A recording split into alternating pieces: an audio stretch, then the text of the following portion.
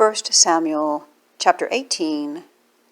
And it came to pass, when he had made an end of speaking unto Saul, that the soul of Jonathan was knit with the soul of David, and Jonathan loved him as his own soul. And Saul took him that day, and would let him go no more home to his father's house. Then Jonathan and David made a covenant, because he loved him as his own soul.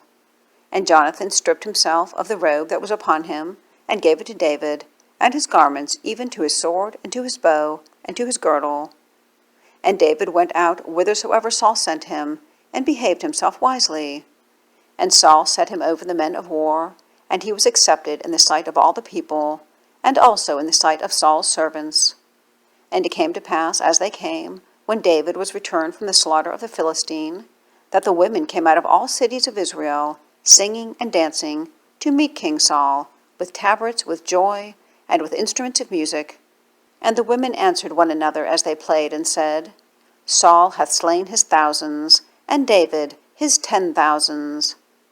And Saul was very wroth, and the saying displeased him. And he said, They have ascribed unto David 10,000s, and to me they have ascribed but thousands. And what can he have more but the kingdom? And Saul eyed David from that day and forward.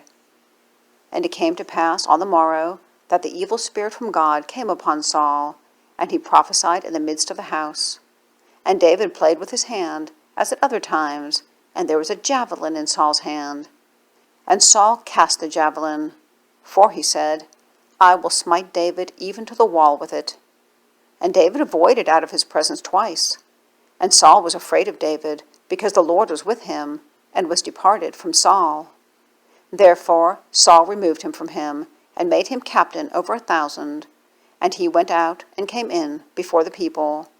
And David behaved himself wisely in all his ways, and the Lord was with him. Wherefore, when Saul saw that he behaved himself very wisely, he was afraid of him. But all Israel and Judah loved David, because he went out and came in before them.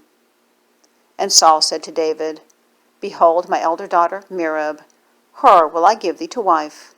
Only be thou valiant for me, and fight the Lord's battles. For Saul said, Let not mine hand be upon him, but let the hand of the Philistines be upon him. And David said unto Saul, Who am I, and what is my life or my father's family in Israel, that I should be son-in-law to the king? But it came to pass at the time when Merab, Saul's daughter, should have been given to David, that she was given unto Adriel, the Maholathite, to wife. And Michal, Saul's daughter, loved David, and they told Saul, and the thing pleased him. And Saul said, I will give him her, that she may be a snare to him, and that the hand of the Philistines may be against him. Wherefore Saul said to David, Thou shalt this day be my son-in-law in one of the twain. And Saul commanded his servants, saying, Commune with David secretly, and say, Behold, the king hath delight in thee, and all his servants love thee. Now therefore be the king's son-in-law. And Saul's servants spake these words in the ears of David.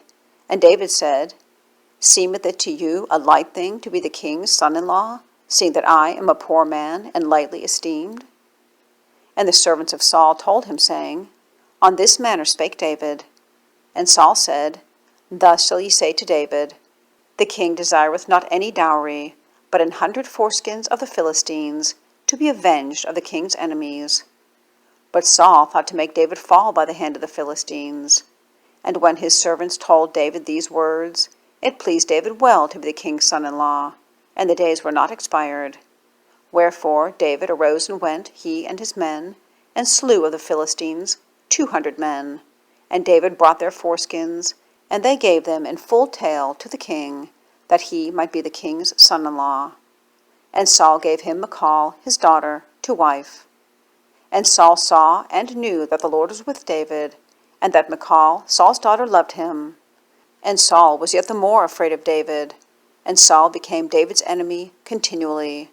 Then the princes of the Philistines went forth, and it came to pass, after they went forth, that David behaved himself more wisely than all the servants of Saul, so that his name was much set by.